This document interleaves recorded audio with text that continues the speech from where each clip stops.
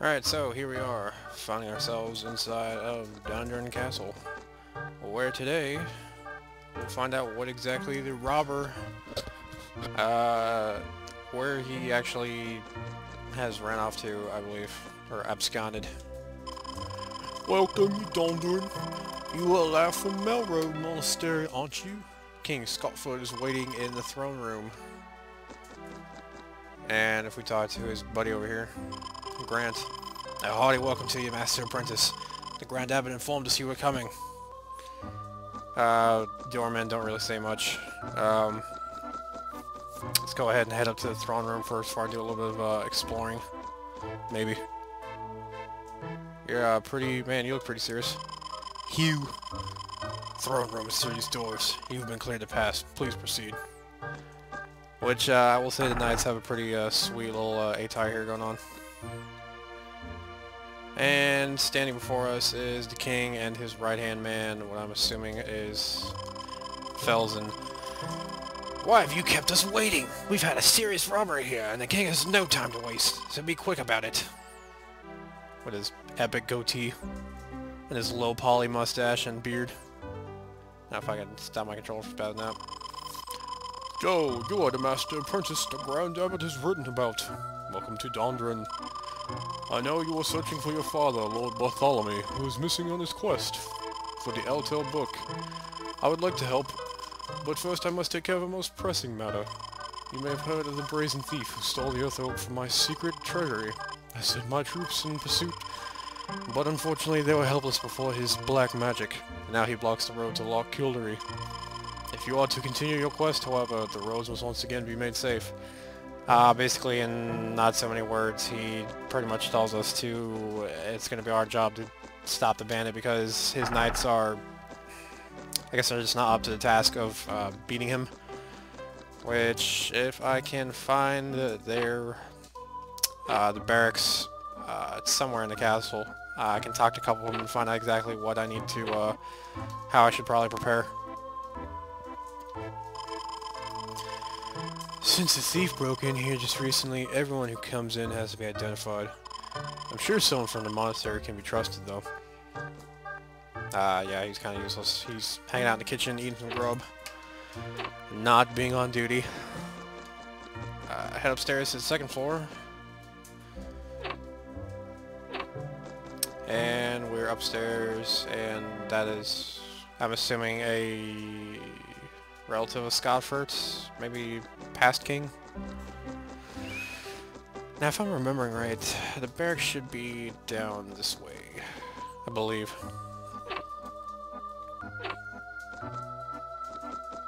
I think they're here. Maybe, hopefully. A big castle this is. Nope. Is there anything? Nope, just looks like a dining room. Either that or a priest quarters or something. That's the downstairs door to the hallway. Okay, so it's not here. It might be near the princess's room, I think. Let's try this door. I think. Yeah, okay. This might be a storeroom. No, it's a library. A library which has nothing in it. It's not like Limeland, I think. That one has a spirit in it. Which reminds me, the last video I was watching it again and I didn't, well actually let me get through this real quick and I'll go back to what I was talking about. Well, well, it's the magician's apprentice. This is Princess Flora's room. Should the king see a trespasser enter here, there will be an uproar. Well, he's not going to see me because he's never going to move. And as we can see here, here's Princess Flora in her knot leggings and her big boots and awesome hair. You enter unannounced. Your manners are worse than a thief's, but there's something about you. You're a magician, aren't you? Have you come to help us capture the thief? I wanted to go after him myself, but Father forbade me to leave the castle. I command you to go into the forest, find that thief, and return our rightful possessions. If you have the courage, my father will reward you handsomely. Yeah, pretty much. She, Princess is pretty much like a tomboy. But she... Actually, I think in the early development, she was going to be one of your two traveling companions for your party. But she got demoted to being a permanent addition to this room. So that's a fate probably worse than death. If we ransack her room a little bit, we'll find some dewdrops and mint leaves, I think. Yeah. Which, the mint leaves give us 20 MP back, so they're kind of nice. But anyway, as I was saying before, the whole story for this game, there's a little bit more than what I originally explained. The fact that Brian is basically going to be the main spirit tamer for the land of Celtland. Pretty much what it is the Three Kingdoms. This is, we are in the Kingdom of Kenishire, and Scotford, the King Scotford downstairs, he rules from Dondrin, the town we're in right now. The next kingdom is the Mid-East kingdom near the sea, and I believe that one's Karma. And Queen rules that by the name of Queen Diana. And lastly, the final kingdom in the very southern edge of the continent is Highland, ruled by King Beegis, who happens to be very ambitious and warring with the other two, I believe. Gibson says, "Oh, you startled me. I thought you might have been the thief coming back for more. We never suspected that one man could pose such a threat to our castle, but his magic was overpowering. The castle guards went after him, but they were no match. I'm still nursing my wound, actually. When fighting Solvering, try to avoid his close range attack. It does too much damage for such a small lad as yourself." Which this guy gave us a very important tip. Basically, Solvering, when we finally get to him, he's got two main attacks that he does. One is like a fire cannon, and that's not the door I need to go into. One is like a fire cannon that he fires from his hand, which is really awesome looking. I wish it was, I could have a spell like that.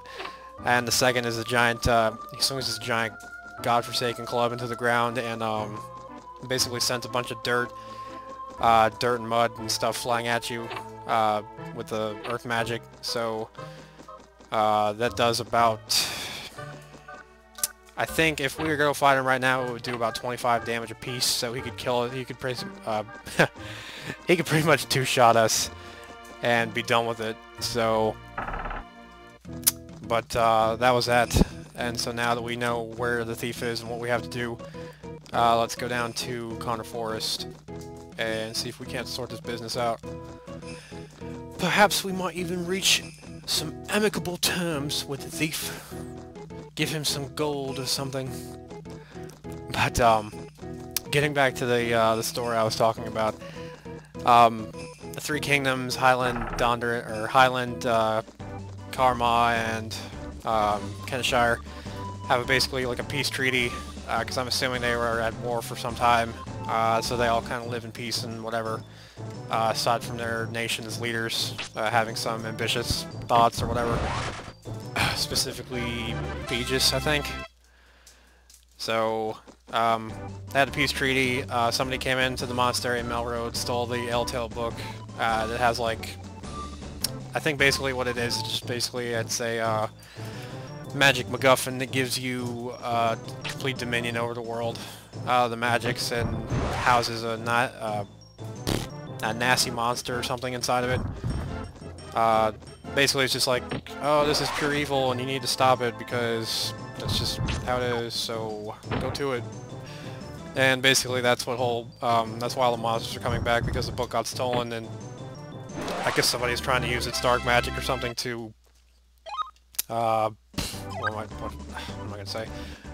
Resurrect the big bad of this game. I believe, Mammon. Which, we don't actually find that out for some time, so that was kind of, my bad. But it doesn't really matter.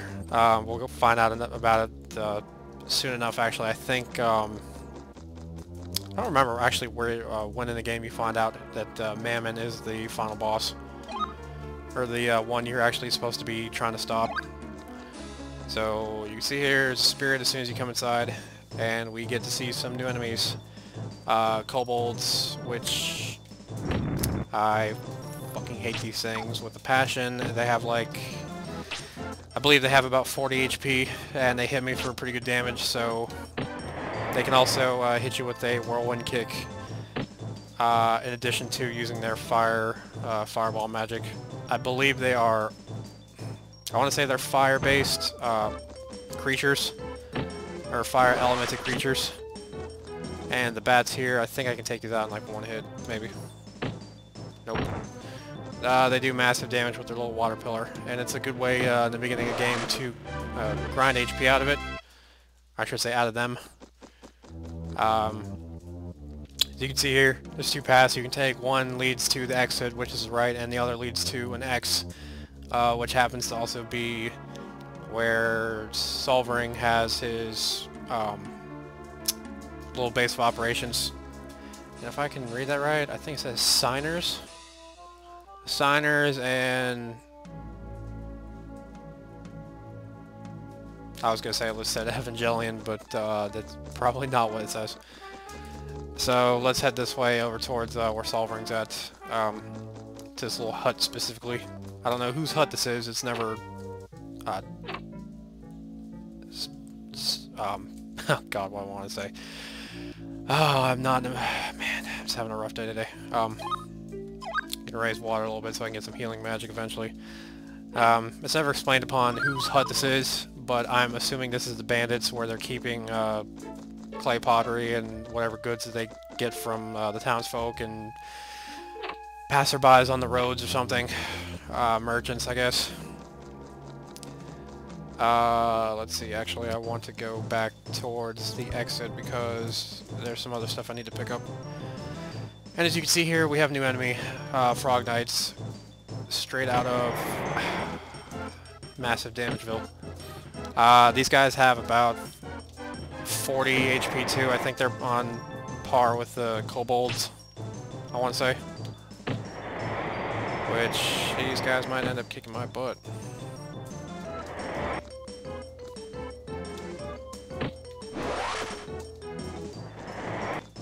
Or maybe not. Take my rock.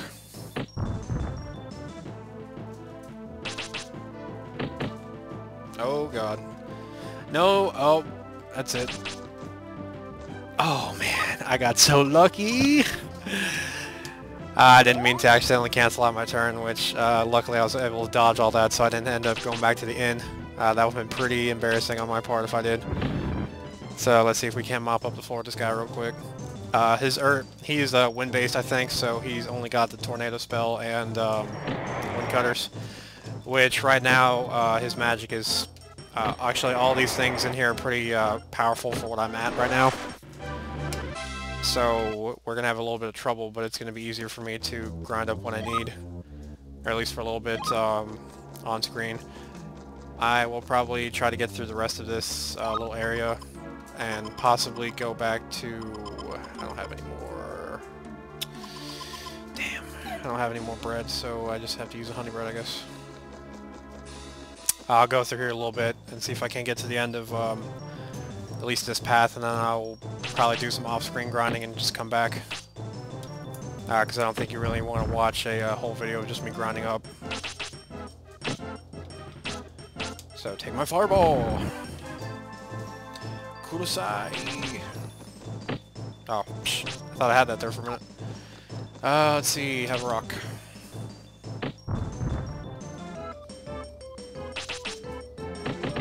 And have some fireballs. And I think I'm going to be raising water magic so I can get the healing spell because I'm going to probably be needing it here soon. Because I don't think I'll be able to manage the whole game on fresh bread and honey bread alone. Oh god. Another frog. Alright dude, what are you gonna do? Boom! Oh god. He's gonna fire a tornado at me and I'm going to dodge like a champ. Now, a trick that I have seen that kind of works sometimes is that if you, what I notice is if you tap the button in a direction that you want to move, silver amulet, what is that? Protective talisman increases defense 1.5 times. If you move the directional pad in the way that you want to run when an enemy uses their magic on you, sometimes you'll actually be able to dodge out of the way. It'll miss. It's kind of hard to do, and a lot of times it doesn't work, but there's times where it does. So it's useful. So I'm gonna give this guy some water, or not. All right, let's see. Take a water pillar. And this guy's gonna melee attack me, I think. And I'm also going to water pillar.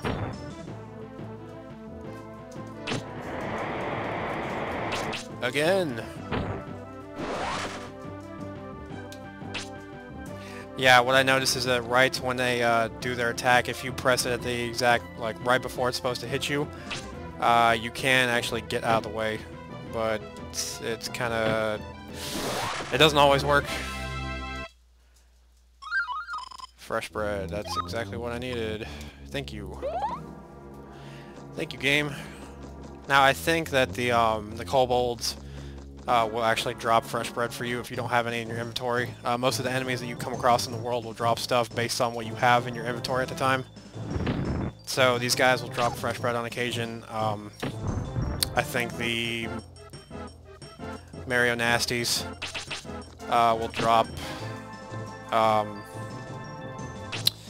want to say they're going to drop 2 drops, I believe, but I couldn't tell you actually.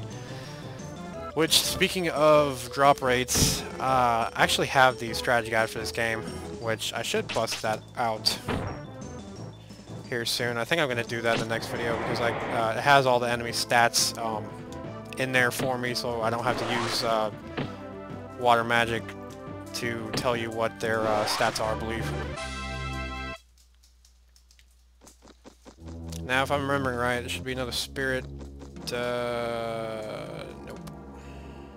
Oh, there's a spirit around here somewhere. It's treasure chest. Dewdrop, yeah, sweet. Totally didn't need that.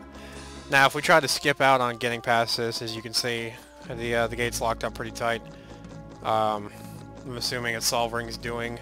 Either through magic or just he chained it up or sent some flunkies to do it or something, I have no idea. But if you wanted to just skip over that, there's really no way you can, so you're kinda boned a little bit. The bats, I think, are water-based, so if you use water magic on them, they're not gonna really be, it's not really gonna be too effective. Most of the time, though, you can take these guys out relatively pretty fast, and that's what I'm going to try to do here. I just don't want them to get close to me yet and use their water pillar nonsense on me. Or at least, hopefully, if they're going to use it on me, I just don't want them to hit with it.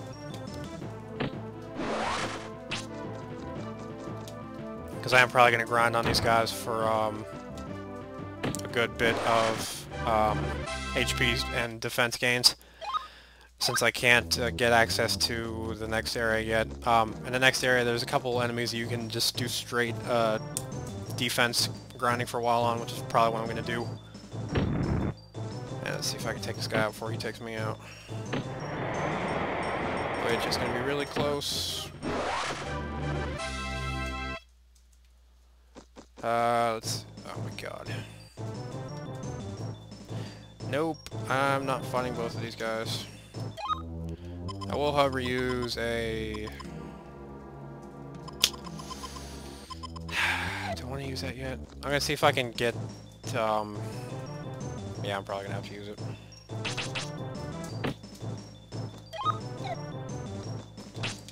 Let's do a little bit of damage to this guy, though, first. I wish my spells weren't so weak.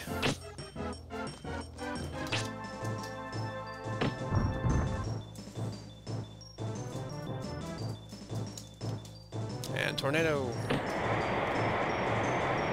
Now I'm gonna go ahead and use the honey bread, just because I don't trust their wind cutter can do up to 3, I think. So if he hits me, it might actually kill me. So take some fireball.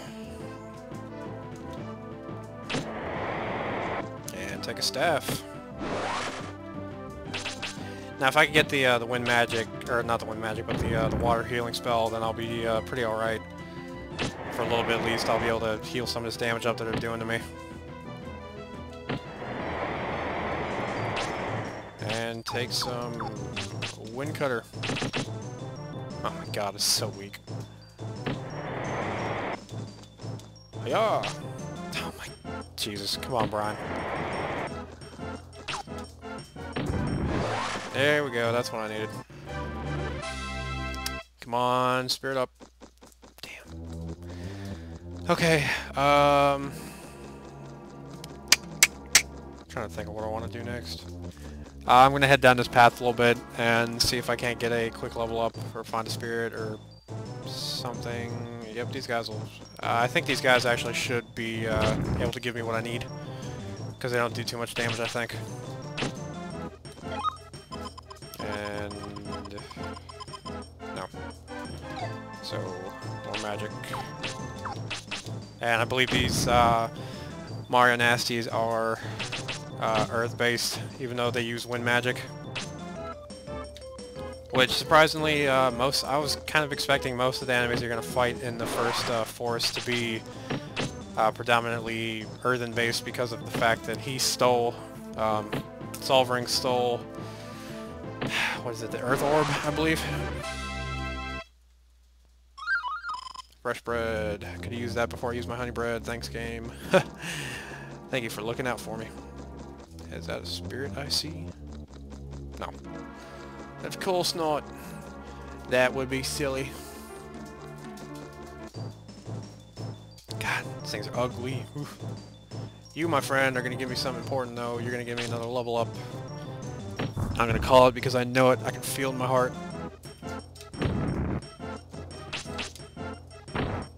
Take some of that, and I will be sure to write on your tombstone, "Here died a true hero." No, not yet, huh? Oh my god. And of course this guy would get the first hit.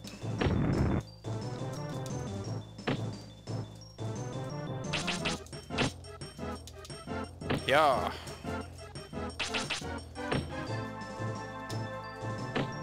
Okay, it's a really good thing I didn't miss that guy, because he probably would have messed me up, like, something serious. Let's go ahead and use that fresh bread real quick.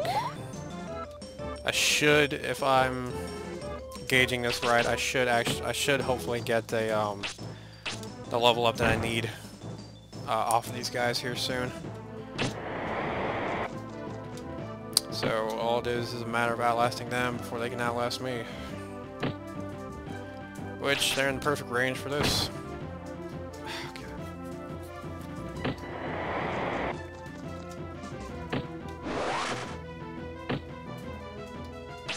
See what a one cutter does this guy. It's alright. It's not really worth the 2 MP to use it though, I don't think. At least that's just my humble opinion.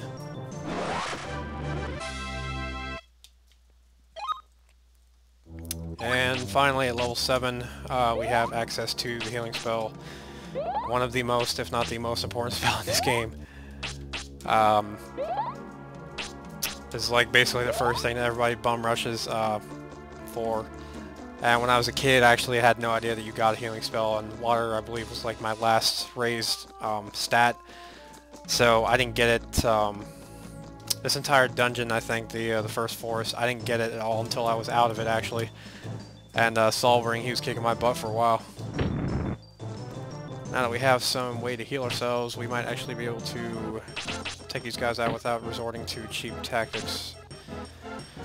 Or not, you know, I could just miss every hit on this kobold, because it's not like I need to kill him first or anything. It's not like I really need to hit this guy, you know, and get him down, Brian. So, I was walking in the woods one day, and shiver me timbers, a giant frogman started coming after me. Throwing tornadoes and wind magics and stuff like that at me.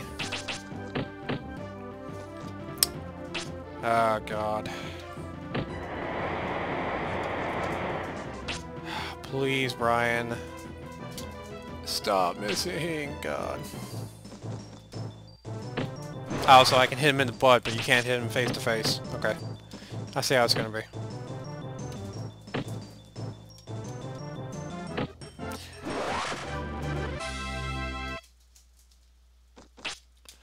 Healing, yes. Thank you. Now what I believe I'm gonna do is get to the end of this little path here and show you guys what all is down there that way towards Solvering, and I'm probably gonna cut the video, or at least cut to the next piece of it after I've done all my grinding and everything I'm going to need. So, because I just don't want, I'll probably like throw in like little snippets or something here and there, but other than that, that's pretty much all there is to this dungeon. This is basically just 2 paths and a couple spirits here and there, which I'll show you where they're at. One's up here next to that tree with the fork running through it. And we find I believe this is the last new enemy that we have yet to encounter. It's called the Man-Trap, I believe. Yeah. This dude is pretty harmless. The only thing he does is healing magic and physical attack. Which, I guess I was kind of wrong, because he is just one of the only enemies in the game that can actually physically attack you. It might actually be the only enemy in the game that physically attacks you. Unless there's something else I'm just not remembering off the top of my head. No, it's okay, Brian. I know you're scared. I know you've got a lot of things going through your head right now. You know, your father's disappearance, King wanting you to just stop this horrible robber that nobody else can stop, and, you know, he's killed like numerous men. But, you know, if you could just hit that plant for me, that'd be really great. You know, I don't think it's too much to ask for. I mean, you know, feel free to, you know, tell me what's up. And level 7 fire grants you the power staff buff, which raises your physical attack, which I'm going to be abusing the shit out of this game. Just because that is one of my favorite spells, and it's actually going to make me... actually, yeah, I'm going to destroy these guys. Because I think I can 2-shot these guys with the power staff up, power staff buff. If they don't get it off of me first. Or if I can, you know, hit my mark. Yep. He, with the buff, he can almost one-shot these guys. He's just like right off it. So I think if I took a little bit, once I do grinding, when I have the power staff equipped, I should be able to just completely one-shot these dudes. And if I can one-shot the kobold, then basically Solvering doesn't really have a chance in hell to beat me, I think. Or at least I'm hoping. Unless I'm just misjudging him, misgauging it, that fight entirely, and forgetting about some hidden power that he has or something. God, these guys are just... oh my god.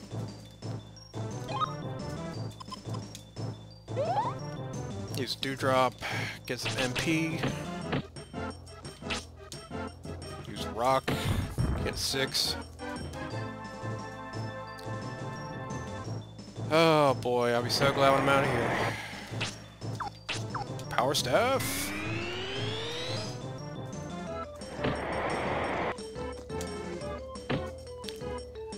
A running lariat with my staff.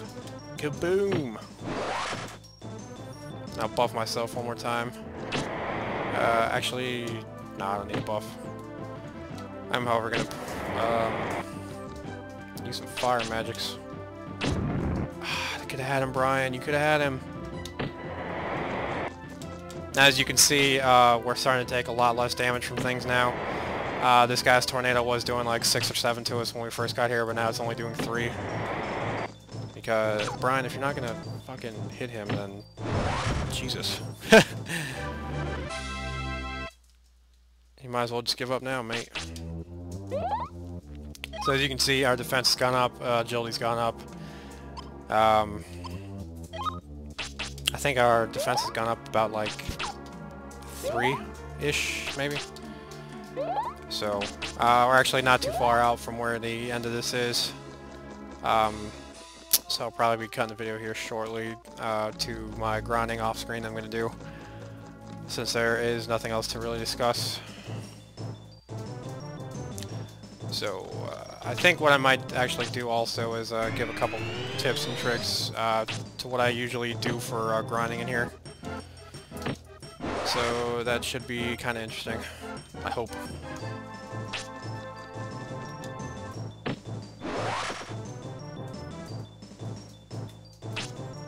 And we got a buff on us left, so let's go ahead and get all the use out of it we can.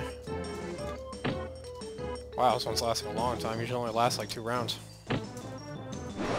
Sweet. Gonna raise, we're gonna raise fire again. For right now anyway. And I think the next one I'm gonna focus on is earth, so I can get the spirit armor. Which is also a buff, a defense buff, which that will also be useful for solving his fight. Yep, starting to get some old defense going on. Yo man, get a taste of my wind cuff. Oh my god, I can't believe I didn't take him out. Just have staff. Alright, oh I did it! And the kobold actually dropped fresh bread as well. So I'm gonna eat that, get kind of hungry a little bit. Now the final thing in here that I'm gonna show is spirit at the end of where solvering door, the doors lead down to him are. And we'll go in there really quick. Ooh, spooky music. And as you can see, there's a gentleman that we have business with. He is rather imposing, to say the least.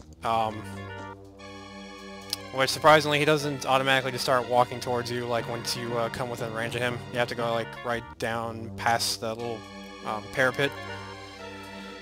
So, we're gonna turn around and leave right now because I don't need to fight him yet. I'm gonna get completely and utterly destroyed. I think, I might actually be able to take him, but I need to do a lot of grinding first to get up to where I need to be for the next couple areas. So, with that being said, I believe that's all the secrets that this place has in it. So I will cut it here, do some grinding off screen, and come back with some tips and general knowledge and know-how right afterwards. So until then, I will see you guys later. Okay, so here we are, and I'm going to give a couple little tips and tricks. Usually how I do my grinding here in the beginning of the game. At least everything up until this point is pretty standard. You can basically train on any of the enemies outside the field, but inside the Connor Forest right here, there's a few specific things you want to watch out for and pay attention to.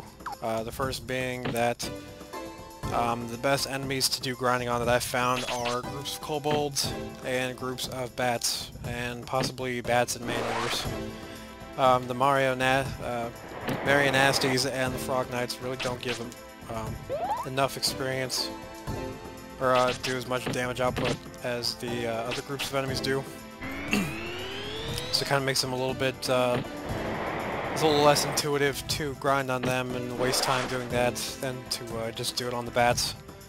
Mainly because the bats can hit you for about 6 or 7 with each one of their attacks. I think it's like 6, 7 per hit with their little water pillar. So hopefully I can find some to test this on really quick. I'm going to start heading over to where the solvering is at. I should say. Okay, this is exactly what I needed. Now the first thing you want to do is not obviously cast a water pillar. For this to be able to work, you preferably want to have at least 2 of these guys on the field, so I would suggest that you get yourself up to a point where you are doing at least 30 damage to them, because I believe, let's see if I can recall this correctly, they have 24 HP, so as long as you're doing at least 24 plus damage per hit, you'll be alright. You can basically take them out one swing before they get too close. Now another thing is you want to sandwich yourself in between these guys, and by doing this, they take less time to be able to hit you and move on to the next one's attack. So basically you want to sit here for a while, keep getting wailed on. This is the best way that I've personally found to raise your defense. I believe my defense is 11 right now, and usually by the time I'm through with this, my HP and defense will be about 80 and 20 respectively. So this is a lot faster than the kobolds, actually, because they take too many. It takes about 5 or 6 seconds for them to get through all their animations for their attacks, and with the bats it only takes about 2 or 3 before it's your turn. So this is a way to cut tedious grinding in half, ideally. And pretty much after that, you just want to heal up and basically continue doing the same thing for however long you need to. After that short little encounter, I got an HP off of that, I think. My defense is up to 80 experience, and that was about, I want to say, 6 turns of them just wailing on me. So over the course of like 30 seconds, I mean, you can probably tell where this is going. So I don't really think I need to go into more detail about this. But I'll show you the other way with kobolds, I think, if I can get to a fight with at least 2 of them. Which this fight I'm probably going to run away from because I don't feel like dealing with all this nonsense.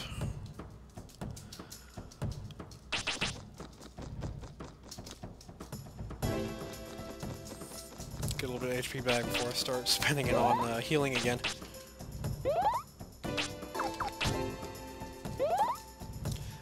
Basically all you want to do to grind up enough in this game is find enemies who you can, that do a decent amount of DPS, damage per second for their attacks. This is pretty much the same thing with kobolds here. I want to get them down to the ability to be killed within 1 hit, so what I'm going to do is I'm going to take this one out in the far right, or the far left first. I'm going to hit this guy with a water pillar, and I'm going to hit the other guy with a water pillar too. And what that basically is going to do is going to let me, they can keep attacking me, and all I have to do is just take them out in 1 hit. Once I get tired or I get damaged enough. So as you can see, the cyclone takes about 4 or 5 seconds to get off the screen. It's not too bad, but it also, they kind of move you around whenever they go to attack you, whereas the bats just kind of stand next to you and just hit you with the water pillar. So what I'm going to do now is I'm going to attack this guy, kill him, get this guy off the field, and I'm going to attack, actually I'm going to mess this up, and if I die I'm going to be so mad. Okay. Basically, that's the gist of it. There's really nothing more to it than that, so that's about all I really have for tips on training as far as Connor Forest is concerned, I believe. The next place I'm probably going to do some major grinding at is the next area, actually the Dondaran Flats. So I think in the end there, when you are getting ready to leave for not Limeland, Laurelpool, to go find Brian's father. So I'll be doing a little bit of grinding there, and I'll give some insights on that. And also I'm going to head up to Glencoe Forest, I believe, because that's also got a lot of good spots in there to grind. If you want to get some really good leveling up before you get to if you get to the Laurelpool area and start heading off to Normoon, a lot of enemies there will you'll start seeing a lot, big increase in how much damage they do comparatively to what you're doing at the time. And even though I'm going to be grinding for a while here, if I don't stop the grind there, I'm definitely not going to be able to make it through Coal Hazard Cave, which is another big thing coming up soon, another big dungeon. So basically, I'm just going to go grinding for a little bit, and I'll see you guys soon. Bye. also something else worth noting that I forgot to mention earlier was the fact that you can also use the man-traps to train on effectively. Seeing as how, I'm not sure if you noticed it, but the bats and the kobolds don't do as much damage to me as they were originally doing. The thing is that since my defense is starting to go up and it's starting to bypass their attack limits of what they have, their overall damage is being reduced. Now the man-traps have a much higher damage threshold to inflict upon me, and since my defense is only 12 right now, they still hit me for about 6 or 7 per hit, which is 2 or 3 more than what all the other enemies in here are doing to me. So it's something else to be take note of, that you can also train on these things for quicker defense gains and HP growth, I think. Which, it's not a bad idea, but it's also a little bit slower than the other two because they have such a long attack cycle and everything else. Or I should say attack animation, but training's training. And so finally, we have arrived back after much grinding. Actually it wasn't too long. As you see now, it's dusk. The forest looks really creepy. It's also very nice. It looks pretty cool. I like how the forests update in time with the real time of the game, whether it be dawn, dusk, or nighttime. So it is thus that at dusk of the second day of our adventure, we found ourselves getting ready to confront the King of Beasts, Solvering, in his domain. Spooky music. So I believe that we should be at least on equal footing, if not a little less than he is, I believe. So I think I'm going to cut it here. And next time we will fight Solvering, the King of Beasts, and prepare ourselves for a great battle. But I'll see you guys next time.